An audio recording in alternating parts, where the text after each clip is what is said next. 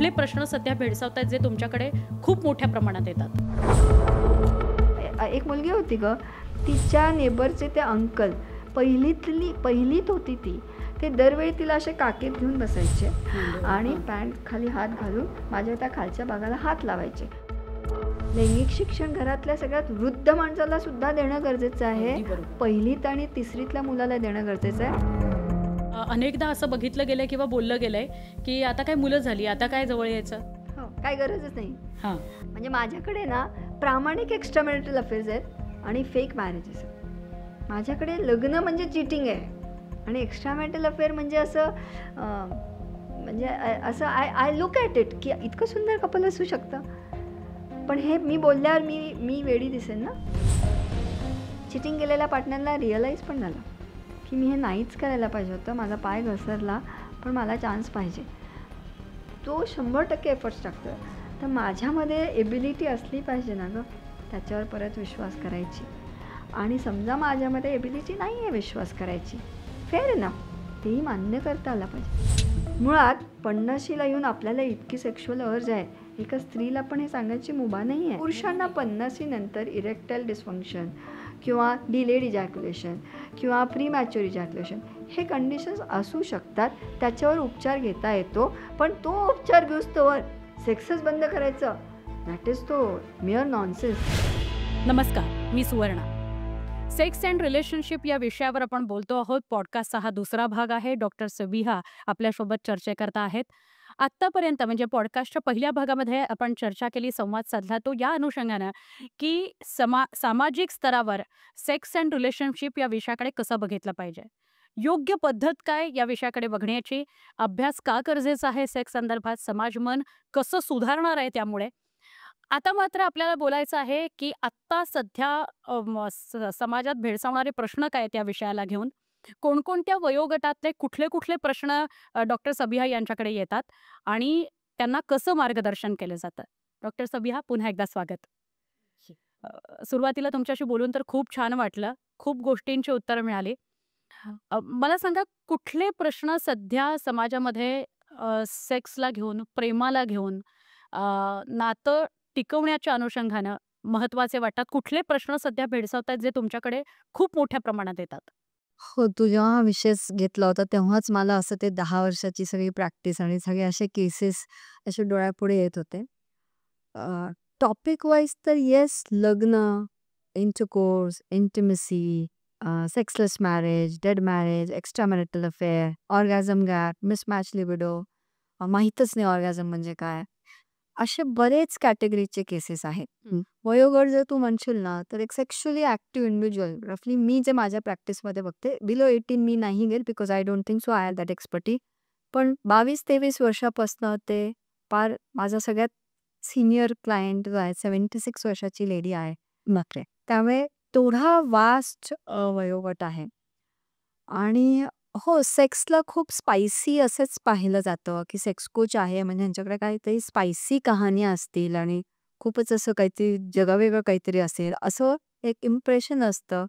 आणि doctor sex coach आणि डॉक्टरकडे जायचं म्हणजे पोझिशन्सबद्दल ह्या काहीतरी सांगणार आणि पोझिशन्स कुठल्या केल्या की काय भारी असतं का, हेच घेऊन येतं. म्हणजे हे हे हे समज असते बेसिक, हां, समज आहे. समज असते आणि मोठी समज असते की साईज, स्टॅमिना, परफॉर्मन्स, टायमिंग, बस. सेक्स म्हणजे हे 4 शब्द म्हणजेच विश्व. ही पण एक मोठी अशी मोठी काय म्हणेन मी तर म्हणेन फाउंडेशन आहे अख्ख्या आत्ताच्या ह्याच्याकडे. सेक्स कोच म्हणजे आपण त्यांच्याकडे गेले ना की टायमिंग कसं वाढवायचं मॅम, आमचं वीर्य खूप लवकर बाहेर येतं, मग ते कसं करायचं, माझ्या लिंगाची साईजच छोटी आहे, मग ते कसं मोठं करायचं. पण हे तर केसेस मी घेतच नाही. बिकॉज पहिली गोष्ट ॲटलिस्ट आजच्या माध्यमातून कळलं पाहिजे की युरॉलॉजिस्ट म्हणजे काय, एंडोक्रिनॉलॉजिस्ट म्हणजे काय, गायनेकॉलॉजिस्ट म्हणजे काय, सेक्सॉलॉजिस्ट म्हणजे काय, सेक्स कोच म्हणजे काय, हे माहीत नसतं. काउन्सिलिंग म्हणजे काय, कोचिंग म्हणजे काय. सेक्स शब्द ऐकला ना मग तशीच व्ह्यूअरशिप वाढते एखाद्या व्हिडिओची. पण समजून घेतलं पाहिजे. तर तुझ्या प्रश्नाचं उत्तर जर मला आवर्जून द्यावंसं वाटतं तर माझ्याकडे सगळ्यात सिव्हिअर जे केसेस असतात ना ते हेच आहेत की ज्यांना सेक्स करायला जमत नाही, ज्यांना सेक्स खूप जास्त भीती आहे. आणि I am not talking about any specific gender. पुरुषांमध्ये परफॉर्मन्स प्रेशर हा म्हणजे विचारू नकोस इतक्या टोकाचा तो असा एक फोबिया झालेला आहे. ते केसेस सगळ्यात जास्त येतात आणि लेडीजमध्ये वजायनस्मस आम्ही ज्याला म्हणतो, की जिथं कधी काळी काहीतरी झालेलं आहे आयुष्यात, मिसइन्फॉर्मेशन ऑर अब्यूज आणि त्यांना इतकी भीती बसलेली आहे, की त्यांनी ते जमत नाही. त्यामुळे मी म्हणेन सेक्स करायची इच्छा असताना सेक्स करता येत नाही, हा माझ्या मते सगळ्यात सेन्सिटिव्ह प्रश्न घेऊन लोकं माझ्याकडे येतात. आणि हो, डिव्होर्स केसेस, इन्फिडेलिटीमधनं रिकव्हरी, एक्स्ट्रा मॅरिटल अफेअर्सचे तर एवढे केसेस आहेत, म्हणजे मला कधी-कधी अ, अभिमान वाटावा की वाईट दुर्दैवाला. वाटावं हं. हे कळत नाही. माझं ब्रेड एंड बटर चालतंय या त्या एक्स्ट्रा मॅरिटल अफेअरच्या केसेसवर. म्हणजे मी सगळ्यात जास्त 40 सेशन्स होतात आमच्या महिन्यात. हं. त्याच्यातले 50% are extra marital affair and infidelity recovery. की झालंय आता तर ह्याच्यातनं बाहेर कसं पडायचं? अँड रेस्ट माझ्याकडे हे पण केसेस खूप आहेत. अशा एवढ्या महिला आहेत आपल्याकडे ज्यांना ऑर्गॅझम काय असतं? आणि सगळं तर चांगलं आहे आमच्या लग्नात. पण मग का असं वाटतं काहीतरी मिसिंग आहे? त्यामुळे ऑर्गॅझम, फिमेल प्लेजर हे तर आम्ही मला तर असं वाटतं एखादा कोर्स बनवून आता असं अ, प्रत्येकाला ते गिफ्ट द्यावं. कारण हं. फिमेल प्लेजर काय असतं हे माहीत नसण्याचे परिणाम त्या नात्यात होणारे केसेस एवढे आहेत. नातं चांगलं असतं, नवरा हो. बायकोमध्ये प्रेम असतं, पण नवऱ्याला माहीत नसतं की फिमेल प्लेजर काय आणि फिमेल ऑर्गॅझम काय. स्त्रीला तर माहीतच नसतं. क्लिटरिसची साईज, क्लिटरिसचा शेप, क्लिटरिसची पोझिशन हे कोणी नाही विचारत. जे अवयव दिसतात ना, 36, 24, 36 पाहिजे आणि ह्यांचं ते अवयव 6 इंच पाहिजे.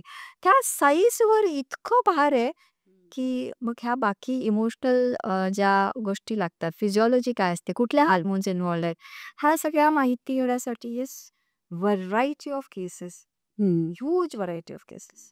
मग तुम्ही जसं म्हणालात, की सगळ्यात जास्त ज्या केसेस येतात ते या गोष्टीच्या की भीती असणं. म्हणजे नातं चांगलं आहे. लग्न झालेलं असो किंवा लग्न न झालेले पार्टनर्सचं नातं छान आहे, रिस्पेक्ट आहे, प्रेम आहे. पण ती कृती करायला जेव्हा जातो तेव्हा मत नाही. जमत नाही. तर असं का होतं? म्हणजे काय आजार आहे? म्हणजे काय प्रॉब्लेम आहे हा? हां, आजार म्हणण्यापेक्षा मी म्हणेन ही कंडिशन असते, हं. ज्याच्यामध्ये हे बघ, हा पेल्विक रिजन आहे, बरोबर आहे? हा पेल्विक रिजनमध्ये व्हजायनल ओरिफिस म्हणजे जेव्हा ज्या भागाला आपण योनी म्हणतो, तिथं होल्स काय आहेत? एका होलमधनं लघवी बाहेर येते, एका होलमधनं तुमचं पिरियडचं रक्त बाहेर येतं किंवा पेनिस आत जातं किंवा बाळ बाहेर येतं. खालचा होल आहे जिथून स्टूल बाहेर येतं, पॉटी बाहेर येतं. आपल्याला जोराची लघवी आली आहे समजा आणि मला खूप आता करायची आहे, पण मी कार चालवते, तर मी होल्ड करू शकते ना, पण मी ते व्हॉलंटरीली होल्ड करते, बरसोईस करते, then I go to bathroom and then I pass the urine. Similarly happens with the vaginal orifice जिथून पेनिस आत जाणार आहे. माझ्याकडे म्हणजे मला तर असं खूप वाटतं माहिती मी ह्याच्यावर फुल रिसर्च केली पाहिजे. एखादी मुलगी असेल ना गं, हं. आणि माझ्याकडे एवढे एक्झाम्पल्स आहेत सुवर्ण ह्याच्यावर बोलायला, की एक मुलगी होती, ती लोकल ट्रेनमध्ये जात होती हं. आणि तिच्या शेजारी बसलेल्या माणसाने तिने शर्ट आणि पॅन्ट घातला होता. पण त्या शर्टच्या तिथून हात घातला असा. अर्धा तास त्या माणसाने तिचा हात असा ठेवला. आता तेव्हा तिचं वय म्हणजे अशी 8वी-9वी ची मुलगी होती. पण तो जो स्पर्श होता तो तिच्यासाठी पहिलं introduction of a physical touch होतं. ते कन्सेन्शल नव्हतं. मग ते तिथं केल्यामुळे हा भाग तिचा असा कॉन्स्ट्रिक्ट झाला. तिला भीती वाटली पण ती नंब झाली. तिला काय प्रतिकार करायचं, काय कळलं करायचं नाही. काहीच कळलं नाही. ती लहान आहे ना, तिला कळलं नाही. बाजूचा जर खूप एफटी असा कोणीतरी जो असेल. So now that is one memory. हं. Cut to she is like 25-26. She is in loving somebody and she is getting married. आता प्रेम आहे, सगळं आहे. आता तेव्हा ती सेक्स करणार आहे आणि तिला करायचं पण आहे, इंटरकोर्स करायचं पण आहे आणि तिला हे लक्षातही नाहीये, असं कुठल्या काळी आपल्यासोबत झालं होतं. पण the moment penis tries to go into the vaginal orifice, तेव्हा त्या ऑर्गननी ती मेमरी विसरलेली नाहीये. शरीराने विसरली नाही. विसरतच नाही. कारण ते पहिलं स्पर्श होतं ना. पहिल्यांदा चटका बसला की माणसाला लक्षात राहतं. माणूस विसरतच नाही. आता तर तो होतो कॉन्स्ट्रिक्ट. त्याला आम्ही म्हणतो व्हजायनल स्पाझम. इच्छा लांब आहे इथून. मला कळतंय पण मला इच्छा आहे. मला ऑर्गॅझम होईल का सगळं होईल. मला सगळं मान्य आहे. मला समोरचा हवा पण आहे. पण व्हजायनल स्पाझम इतका स्ट्राँग असतो की वन फिंगर पीव्ही एक्झामिनेशन नाही करताय. त्या मुलींना गायनॅककडे जायची भीती वाटते. त्या मुलींना सोनोग्राफी करायची भीती वाटते आणि त्यांना ही मेमरी लक्षात नसते. आपल्यासोबत कधी काळी काहीतरी झालं होतं हे लक्षात नसतं ना, माणूस विसरून जातो आणि आपल्याकडे काय बूबला हात लावलं होतं ना, काही नाही होत. एक मुलगी होती गं, तिच्या नेबरचे ते अंकल पहिलीत होती ती. ते दरवेळी तिला असे काठीत घेऊन बसायचे. मग गोपी गोपी अशी गोरी होती ती. म्हणजे तिला हे माझ्या सेशनमध्ये तिसऱ्या सेशनमध्ये हे तिला मेमरी आठवली. तिच्या हिशोबाने ती मेमरी तर अशी डिलीटेड होती. पण मला खोदून खोदून विचारल्यानंतर ती बोलली, "हो मॅम, ते मला घेऊन बसायचे मांडीवर. आणि पॅन्ट खाली हात घालून माझ्या त्या खालच्या भागाला हात लावायचे." मला पहिलीत असताना मला मला एवढं माहित होतं हे काहीतरी वावगं चाललंय, असं तर कोणी करत नाही. चुकीचं चाललं. आणि ते करत असताना समोरच्या नेबर्सच्या त्या काकू त्या बघायच्या. ते अंकल म्हणजे ते शेजारचे शेजारचं चाळीचं त्यांचं घर होतं. मग त्यांनी तिसऱ्यांदा त्या पोरीला बोलून काय सांगितलं, त्या माणसाला काही नाही सांगितलं. तिला सांगितलं, "हे बघ बेटा, ह्या भागाला हात लावू द्यायचा नाही." विषय त्या अंकलकडे जाऊ नको, या भागाला हात लावू द्यायचा नाही. मग तिच्या मेंदूत तो डायलॉग फिक्स. ह्या भागाला हात लावू द्यायचा नाही. ह्यावर पण त्यांची कुठेतरी ट्रान्सफर झाली. ट्रान्सफर झाल्यानंतर ते ज्या गल्लीत राहायचे, त्यांच्या त्या बाथरूमच्या दाराला छोटंसं होल होतं.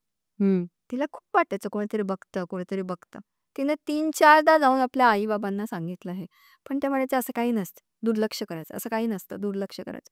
पण तिला सारखं वाटायचं की आणि खरंच एक मुलगा शेजारचा बघायचा आणि तिचे कपडे घेऊन जायचा. आणि मग ती ती थोड्या वेळासाठी अशी नेकेड बाहेर यायची. आता असे मल्टिपल एपिसोड झाले. तिच्यावर. त्यानंतर तिला नेकेड व्हायची भीती आहे.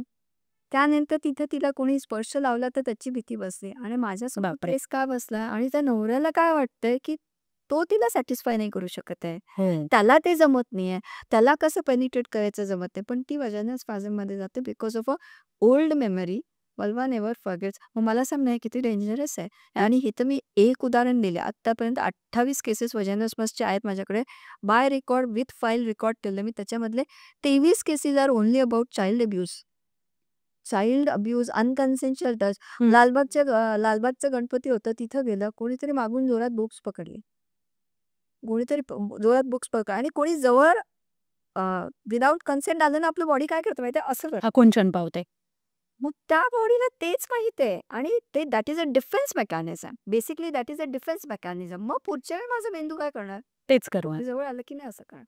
जरी तो माझ्या आवडीचा असला आणि तरी. And that is my one of the most challenging cases. कारण त्यांना गायनॅक चेकअप होत नाही, त्यांना सोनोग्राफीचं रॉड आत चालत नाही, त्यांना स्पेक्युलम आत घेतलेलं चालत नाही. ज्या लेडीला तू विचार कर ना, एंटरकोर्सची भीती आहे, म्हणजे गणिताच्या पेपराची मला भीती आहे आणि मला गणिताची परीक्षा दिल्याशिवाय मी क्वालिफाईडच नाही होत एक मॅरिड वुमन म्हणून. It's very bad. आणि मग तू मला आठवतं मागच्या पॉडकास्टमध्ये विचारलं होतं लैंगिक शिक्षण. हो. लैंगिक शिक्षण फक्त यौवन अवस्थेत आल्यानंतरच नाही द्यायचंय. लैंगिक शिक्षण घरातल्या सगळ्यात वृद्ध माणसाला सुद्धा देणं गरजेचं आहे. अगदी बरोबर. पहिलीत आणि तिसरीतल्या मुलाला देणं गरजेचं आहे. मला जर मी आई आहे, मला एक मुलगा आहे, तर त्या मुलाला बसून सांगणं आहे, बघ कुठल्याही मुलीला ना तू कसंही हात लावू नकोस. कारण तुझा एक स्पर्श, सोसायटीनं दिलेला तो एक स्कार, त्या माझ्याकडे पेशन्स आहेत ग केवढे, त्यांना ते मेमरी जात नाही. जाता जात नाही. म्हणजे सोसायटीनं दिलेल्या त्या स्कार जे जात नाही आणि त्याच सोसायटीला खुश करण्यासाठी आपल्या लग्नात प्रेग्नन्सी तर पाहिजेच, बाळ तर झालंच पाहिजे. इथे साला पेनिस आत घ्यायची भीती आहे. एका पेशंटला डिलिव्हरीची भीती होती ग. मी डिलिव्हरीचा व्हिडिओ दाखवला की अशी करायची की सुई दोरा घेऊन आली होती माझ्याकडे. त्यामुळे मॅडम हा सुई दोरा असतो, हे खालचं पाटतं, इथून रक्त येतं, ते डोकं बाहेर येतं, मग ते शिवतात. मला ती खूप भीती वाटते. मग आता प्रत्येकाला जमतं, तुला कसं जमत आहे? हो. नाही चालत ना ग सुवर्ण असं. So that is what we call vagina spasm. And बॉईजमध्ये परफॉर्मन्स प्रेशर काय आहे का, मुलाला ना त्याच्या आईसोबत वाद झाला लहानपणी. तो तिसरीत होता आणि त्या आईने ना तिथं मोकळी पाटली होती, ती अशी भिरकावली, ती जाऊन बसली इथे. आणि that is the memory of his penis. That is a अजून एक मेल होता माझ्याकडे. म्हणजे आपल्याकडे समाजात काय माहिती फक्त स्त्रियांचंच छळ होतं. नाही, पुरुषांचंही तेवढंच होतं आणि ते तर अजून डेंजर आहे कारण त्यांना तर अजून बोलता पण येत नाही, सांगताही येत तो नाही. मुलगा मला काय बोलला माहितीये, 32 वर्षाचा ग, त्याला खूप इरेक्शन व्हायचं मॅस्टुर्बेशन करताना, पण पेनिट्रेशन करताना त्याला खूप त्रास व्हायचा. तो दरवेळी शाळेला जाताना लहानपणी बस येऊन थांबते, बसच्या तिथे एक शेंगदाणा विकणारा अंकल होता. ती बस येऊन थांबणार शाळेची, मग आपण जाऊन बसतो, पण बाकी हं. मुलं येणार असतात ना त्या स्टॉपवरची, तोवर ती बस थांबते. तोवर ते शेंगदाणेवाले अंकल त्याच्या शेजारी जाऊन बसणार आणि त्याचा हात घेऊन पेनिसवर रब करणार.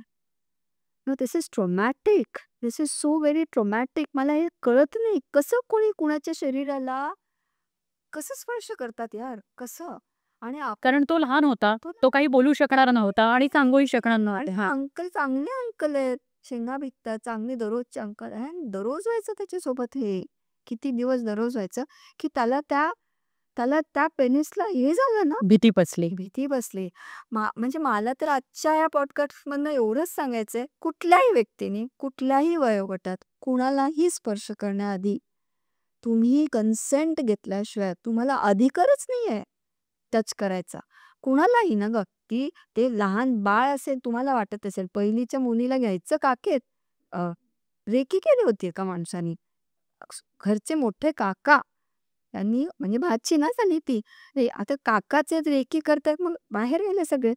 त्यांनी ते मस्त झोपवलं आणि फुल बॉडीला टच केलं. तिच्या मेंदूत बसलं ना. भीती. ती 5वीच्या पोरीला काय कळणार आहे सांग? मग मग मग then I I deal with when ते सगळं विश्व त्यांचं, म्हणजे सगळ्या डॉक्टर्स फिरून आलेले असतात तेव्हा. कारण गायनॅककडे गेल्यावर ते काय म्हणणार, सेक्सॉलॉजिस्टकडे गेल्यावर ते काय म्हणणार, कारण ज्या अवयवाच्या तिथे भीती बसली, ती भीती जोवर निघत नाही, तिथे दुसरं काही नाही होऊ शकत. आणि या बोलून, बोलून या सगळ्यातनं त्यांना बाहेर काढलं जातं. काउन्सिलिंग त्यासाठी सतत करत. बेसिकली खरं सांगायचं तर बोलावं पण नाही लागत. म्हणजे the art which I have is, आम्हाला ना भीतीचं स्ट्रक्चर आयडेंटिफाय करावं लागतं. Once that structure is identify, you damn need one session. पण ते डायग्नोसिस करायला वेळ लागतो. खूप वेळ लागतो.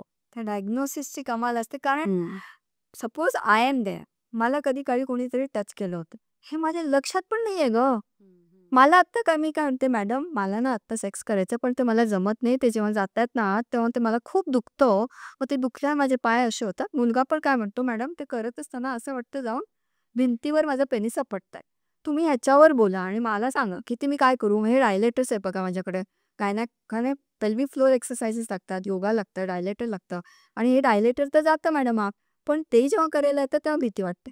मग मी त्यांना विचारते की कसं तुम्ही इंट्रोड्यूस झाला होता सेक्सला, पहिल्यांदा कोणी इन्फॉर्मेशन दिली, ते काही आठवत नाही. But then I have to go very deep down. मग तेव्हा बोलायला लागतं. हा मॅडम असं झालं होतं. एक फिमेलला तर 8दा अब्युजची हिस्ट्री आहे बापरे! आणि तिला एकही लक्षात नव्हती. So we females also should understand. आपण स्त्रियांनी पण मर्यादा पक्की केली पाहिजे, की नाही मला हात लावायचं माझ्या कन्सेंट शिवाय. आणि माझ्या आईने मला ते शिकवलं पाहिजे. माझ्या आईने हे नाही सांगितलं पाहिजे, ठीक आहे ना एवढं लावलं जाऊ दे, आता एवढूसच झालंय, दुर्लक्ष कर. नाही हे एवढूसच झालंय, दुर्लक्ष कर, हे चालणार नाही. नाही. हां. या दॅट्स हाऊ इट इज. हो. खरं तर विषय हा सुद्धा आहे, की जसा एक्स्ट्रा मॅरिटलचा विषय निघाला, तर त्याच्याविषयी बोलूयाच. पण खूप साऱ्या, म्हणजे अनेक रिपोर्ट्स हेच सांगतात, की आपल्या आजूबाजूचे, आपल्या घरातले, आपले परिचित, आपण एक्स्पेक्ट पण केलेलं नसतं, आपण विचार पण केलेला नसतो, असे आपल्याच जवळचे अशा गोष्टी घडतात. ते फक्त मुलींबद्दल नाही, लहान मुलांबद्दल सुद्धा घडतं आणि त्याच्याविषयी म्हणजे ती भीती बसल्यामुळे पुढचे अनेक प्रश्न निर्माण होतात, ज्याच्याविषयी आता डॉक्टर बोलत होत्या. डॉक्टर, खूप प्रमाणात आता सध्या बघायला मिळतं, की एकतर सगळ्या आय-टी कंपन्या असो किंवा कुठल्याही क्षेत्रामध्ये यंग एज एकत्र काम करण्याचं प्रमाण खूप वाढलंय आणि त्यामुळे एक्स्ट्रा मॅरिटल अफेअर्सचं पण प्रमाण खूप वाढलंय. म्हणजे लग्न झालेलं आहे कपलचं, त्यांचा आपापसात संबंध आहे की नाही हा त्यांचा पर्सनल भाग, पण त्यांचे बाहेर संबंध आहेत आणि ते एकमेकांच्या कन्सर्न आहेत. अशा अनेक केसेस आपण बघतो. असे काही प्रश्न येतात? खूप जास्त, खूप जास्त. म्हणजे एक्स्ट्रा मॅरिटल अफेअरमध्ये एवढी व्हरायटी असू शकते. माझ्या सेशन्समध्ये मी अशी नॉर्मल असते, पण एक स्त्री आहे ना, मी पण शेवटी आणि ह्युमन बिंग आहे. म्हणजे घरी संध्याकाळी जेव्हा मी गाडी काढते आणि घरी पोहोचत असते, मला रस्ताभर हाच विचार येतो, की म्हणजे आपण समाजाची काय प्रतिमा घेऊन बसलोय आणि आम्हाला काय काय सांगून मोठं केलं गेलंय. आणि मी माझ्या त्या 1 तासाच्या सेशनमध्ये जे डाटा माझ्याकडे असतो, तो आणि समाज हे मॅच नाही होत सुवर्णा. हे मॅचच नाही होत. आपण अक्षर टाकतो, आपण सप्तपदी करतो. कुठलेही घे, ख्रिश्चन्स असतील तर ते शपथ घेतात. इफ युअर मोमेडियन, मग तुम्ही ते कबूल आहे, कबूल आहे, कबूल आहे असं 3दा म्हणता. ते सगळं कुठे जातं? God knows. कारण माझ्या मते प्लेजर किंवा प्रेम हे उघडतच त्याचा मान आहे ना, ते लपून छपून झालंच नाही पाहिजे. आणि एक्स्ट्रा मॅरिटल अफेअरच्या केसेसची तर I can't I have no words, की म्हणजे मेन्यू कार्ड जर काढला तर 10-12 पानं भरून जातील अशा त्याच्यात अशा व्हरायटीज आहेत. इतक्या व्हरायटीज आहेत. Consensual extra marital affairs, non consensual extra marital affair, open marriages, 3 and 4 couples open marriages, मग काय स्वॅपिंग कल्चर, नवरा बायको आहेत, माझ्या बायकोने दुसऱ्यासोबत सेक्स करायचं ते मी बघणार म्हणजे मी ते, and that is how I get arousal. Me husband आहे, मी ठरवणार. म्हणजे हे सिनेमात बघितलंय, पण नाही, हे हे प्रत्यक्ष खऱ्यात होतं, खऱ्यात. आणि निसर्गाच्या विरोधात जाऊन तुम्ही काहीही केलं तर ते चालतच नाही. निसर्ग कसा आहे बघ ना, सूर्य एका वेळेला उगवतो. तुम्ही आज इतके लाईट्स ठेवले ना इथे पॉडकास्टमध्ये, इथे तुम्ही 24 तास नाही बसू शकत. बरं, सूर्य लागतं, बरोबर. मग चंद्र येतं, मग वारा आहे, मग हे निसर्ग आहे ना. निसर्गाच्या विरोधात खूप, आता मुंबई तुमचं किती वाढलंय, पण हाय टाईड आल्यावर काय होतं, ते पाणी येऊन खातं तुम्हाला, कारण तुम्ही त्या पाण्यात शिरताय. तुम्ही निसर्गाच्या विरोधात टाइट के अगेंस्ट जाएंगे तो कीमत भरनी पड़ती है. Extra marital affair is something I feel अशी पळवाट आहे ती. म्हणजे माझ्याकडे ना प्रामाणिक एक्स्ट्रा मॅरिटल अफेअर्स आहेत आणि फेक मॅरेजेस आहेत. माझ्याकडे लग्न म्हणजे चिटिंग आहे आणि एक्स्ट्रा मॅरिटल अफेअर म्हणजे असं म्हणजे असं I I look at it, की इतकं सुंदर कपल असू शकतं. पण हे मी बोलल्यावर मी वेडी दिसेन ना, की मॅडम तुम्ही प्रमोट करताय. एक्झॅक्टली. पण दॅट एक्स्ट्रा मॅरिटल अफेअर कपलमध्ये खरं प्रेम असतं, त्यांचा नातं इतकं सुंदर असतं आणि ते सगळं व्यवस्थित असतं, पण त्यांना ते मॅरेज टिकवणं आहे. मग हे सगळ्याचं मूळ काय आहे ना, where are the values? Sex is a value system ना, ती एक व्हॅल्यू सिस्टीम आहे. रिलेशनशिपचा व्हॅल्यू सिस्टीम, त्या व्हॅल्यू सिस्टीममध्ये इतका झोल झालेला आहे सुवर्णा, की काही विचारू नकोस. आणि मग एक विक्टिम असतो, एक कल्प्रिट असतो, एक थर्ड पर्सन असतो. मग कोण जिम्मेदार, कोण चांगलं, कोण वाईट, मग कोर्ट कचेरी आणि फक्त शिक्षा देणं. Not how the problem. आणि प्रेमावर म्हणजे ते कपल मधलं असो किंवा एक्स्ट्रा मॅरिटल मधलं असो, या प्रेमावर एवढी सगळी बर्डन्स आहेत. हो, आणि प्रेम करायला लपवावं लागतं आपल्याला. हे किती वाईट आहे ना ग. म्हणजे प्रेम कधीपासून आपण लपवून करायला लागलो. लग्न दाखवायचं आणि प्रेम लपवायचं. लपवायचं. एक्झॅक्टली. असं का ना, आणि असं कधी झालं हे? हे इतकं इतकं कधी झालं ना, कारण ना आपल्याकडे ग्रेसफुली एखाद्या नात्यातनं बाहेर पडता येतं, हे आपल्याला नाही माहीत आहे. कोर्टात गेल्यानंतर त्यांनी 11 पानाची नोटीस पाठवली, तर मी 13 पानांची नोटीस पाठवणार. हो. आणि त्यात मी चुकीचे आरोप सुद्धा करणार जे व्हॅलिडच नसतील. आपल्या कॉन्शियस माइंडला माहिती आहे की हे व्हॅलिड नाही आहेत, पण मग तरी ते आपण करायचं कोर्टात. हां. माझ्याकडे कोर्टात तारीख असते. कोर्टात तारीख असते. परवाची केस होती, त्यांची कोर्टात तारीख आहे आणि शेवटची हिअरिंग आहे त्यांची. एक्स्ट्रा मॅरिटल अफेअर केस. एक्स्ट्रा मॅरिटल अफेअर केस शेवटची हिअरिंग आहे, पण त्या दोघांना ते रिबिल्ड करायचं होतं.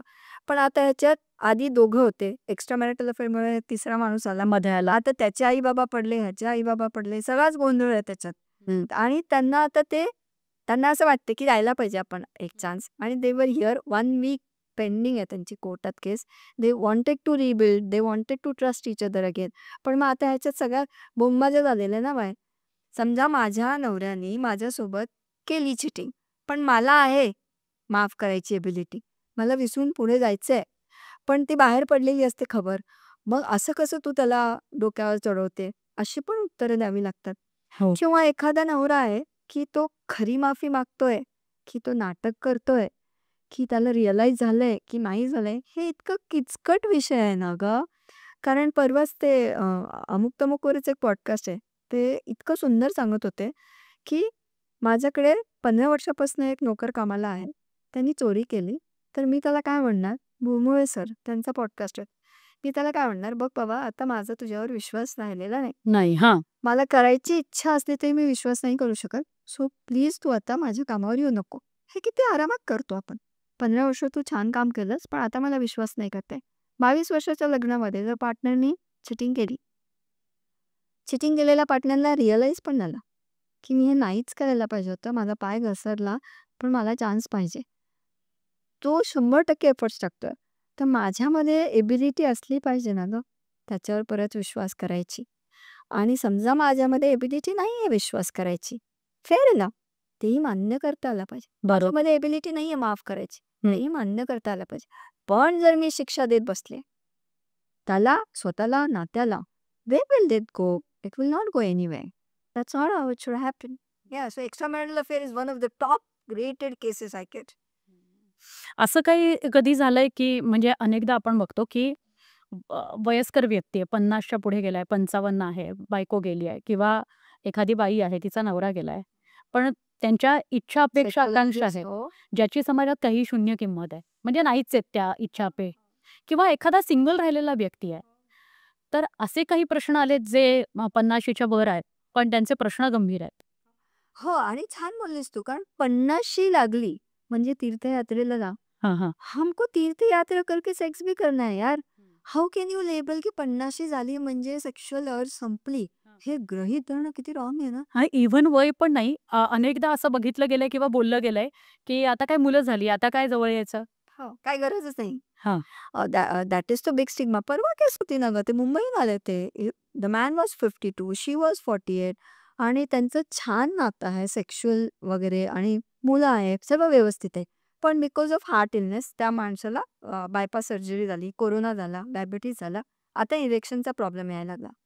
ज्या बायकोनी कोरोनामध्ये फुल साथ दिली, ज्या बायकोनी पूर्ण कॅन्सर त्यांना झाला, त्याच्यामध्ये ट्रीटमेंटला साथ दिली, ज्या बायकोनी म्हणजे सगळ्या चांगल्या वाईट गोष्टी सोबत केले. very beautiful couple in love with each other. हं. But now he is landing up into erectile dysfunction.